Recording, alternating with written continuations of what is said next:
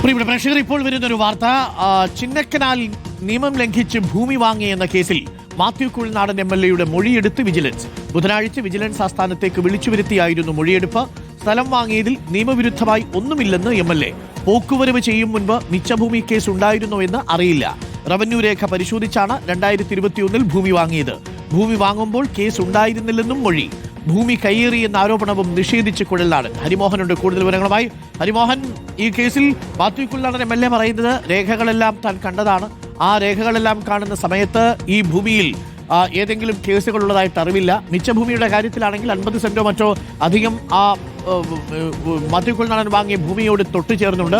അതിൽ ഒരു ക്ലെയിമും തനിക്കില്ല എന്ന് തന്നെ മാത്യു കുഴൽനാടൻ പറഞ്ഞിട്ടുള്ളതാണ്. ഈ കാര്യങ്ങളെല്ലാം വിജിലൻസിനെ ധരിപ്പിച്ചോ മാത്യു കുഴൽനാടൻ? അരുൺ, അഴിമതി നിരോധന നിയമത്തിലെ 17A വകുപ്പ് പ്രകാരമാണ് ഈ കേസ് വിജിലൻസ് ഏറ്റെടുത്തിരുന്നത്. അതിന്റെ അന്വേഷണം ഏറെക്കുറെ അവസാന ഘട്ടത്തിലാണ്. അതിന്റെ ഭാഗമായിട്ടാണ് മാത്യു കുഴൽനാടൻ MLA-യുടെ മൊഴി ഇപ്പോൾ രേഖപ്പെടുത്തിയിരിക്കുന്നത്. ഇന്നലെ ഹാജരാകാൻ വേണ്ടിയിട്ടായിരുന്നു മാത്യുവിന് നോട്ടീസ് നൽകിയിരുന്നെങ്കിലും 14-ാം തീയതി തന്നെ മാത്യു ഹാജരായിക്കൊണ്ട് വിജിലൻസ് ആസ്ഥാനത്ത് ഹാജരായിക്കൊണ്ട് മൊഴി നൽകുകയായിരുന്നു. ആ മൊഴിയിൽ മാത്യു പ്രധാനമായിട്ടും പറയുന്ന കാര്യങ്ങളെന്ന് പറയുന്നത് 2012-ൽ ഈ ഭൂമി പോക്കുവരവ് ചെയ്തിട്ടുണ്ട്. ആ പോക്കുവരവ് രേഖകൾ പരിശോധിച്ചുകൊണ്ടാണ് 2021-ൽ താൻ ഈ ഭൂമി വാങ്ങിയത്. താൻ ഭൂമി വാങ്ങുന്ന സമയത്ത് മിച്ചഭൂമി കേസൊന്നും തന്നെ ആ ഭൂമിയിൽ ഉണ്ടായിരുന്നില്ല. അതുകൊണ്ട് തന്നെയാണ് താൻ ആ ഭൂമി വാങ്ങിയത്. പക്ഷേ ഈ പോക്കുവരവ് ചെയ്യുന്നതിന് മുമ്പ് ഏതെങ്കിലും നിലയ്ക്ക് ഇതിൽ മിച്ചഭൂമി കേസ് ഉണ്ടായിരുന്നോ എന്നുള്ള കാര്യം തനിക്കറിയില്ല. താൻ അക്കാര്യങ്ങളൊന്നും പരിശോധിച്ചിട്ടില്ല. ഇനി അഥവാ അങ്ങനെ ഉണ്ടെങ്കിൽ തന്നെ അത് റവന്യൂ വകുപ്പിന്റെ പരിധിയിൽ വരുന്നതാണ്. വിജിലൻസിന് ആ കേസ് അന്വേഷിക്കാൻ കഴിയില്ല എന്നതടക്കമുള്ള കാര്യങ്ങളാണ് ചൂണ്ടിക്കാണിച്ചിരിക്കുന്നത്. മാത്രമല്ല, ഈ ഭൂമി വാങ്ങുന്ന സമയത്ത് താൻ ഒരു ജനപ്രതിനിധി ആയിരുന്നില്ല. അതുകൊണ്ട് തന്നെ ഒരു പൊതുപ്രവർത്തകൻ അഴിമതി നടത്തി എന്നുള്ള വകുപ്പിന്മേൽ അന്വേഷണം നടത്താനോ തുടർ നടപടികൾ സ്വീകരിക്കാനോ വിജിലൻസിന് കഴിയില്ല. അതിന്റെ നടപടികൾ സ്വീകരിക്കേണ്ടത് പൂർണ്ണമായിട്ടും റവന്യൂ വകുപ്പാണ് എന്നതടക്കമുള്ള കാര്യങ്ങൾ ചൂണ്ടിക്കാണിച്ചുകൊണ്ടാണ് മാത്യു കുഴൽനാടൻ രേഖകളുമായിട്ട്, അതായത് 2012-ലെ പോക്കുവരവ് രേഖകൾ അടക്കം കൊണ്ടുവന്നുകൊണ്ട് വിജിലൻസ് ഓഫീസിൽ വെച്ച മൊഴി രേഖപ്പെടുത്താൻ തയ്യാറായത്. വിജിലൻസിന്റെ പൂജപ്പുര സ്പെഷ്യൽ ഇൻവെസ്റ്റിഗേഷൻ യൂണിറ്റ് 1 മാത്യുവിന്റെ മൊഴി രേഖപ്പെടുത്തിയിട്ടുള്ളത്. ഇനിയിപ്പോൾ അടിയന്തരമായിട്ട് തന്നെ ഇതിൽ അന്വേഷണം പൂർത്തീകരിച്ച് തെരഞ്ഞെടുപ്പിന് മുമ്പ് തന്നെ കുറ്റപത്രം നൽകാനുള്ള ഒരു നീക്കത്തിലേക്ക് കൂടി വിജിലൻസ് കടക്കുന്നു എന്നുള്ളതാണ് അറിയാൻ കഴിയുന്നത്.